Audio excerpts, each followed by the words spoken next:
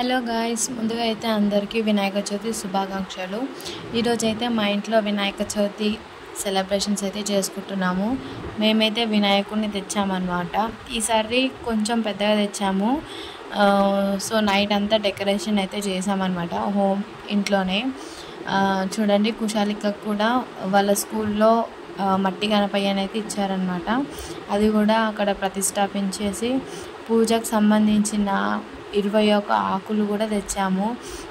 మాచిపత్రము, మునగాకు, బిల్వము, గరిక ఇలాంటివి మొదలైన 21 ఆకులు అయితే తీసుకొచ్చామన్నమాట. మనము జిల్లేడు ఆకు అండ్ ఇంకా మనం చూడండి వచ్చేసేసి 21 ఆకులు అయితే ఉంటాయని చెప్పాను కదా. తులసి ఆకు, జిల్లేడాకు అలా 21 ఆకులు అయితే తెచ్చాము. అండ్ నెక్స్ట్ వచ్చేసి పూజకి మొత్తం అన్ని సామాగ్రి అవన్నీ రెడీ అయితే చేసి పెట్టాము.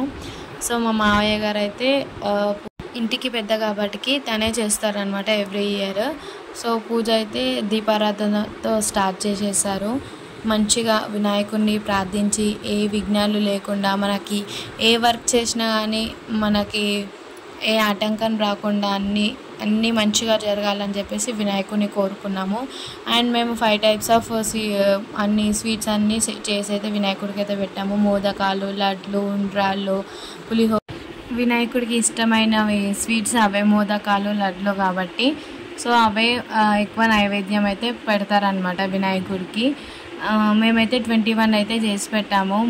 గణనాయకాయ గణదైవతాయ గణదక్షాయ ధీమహి గుణశరీరాయ.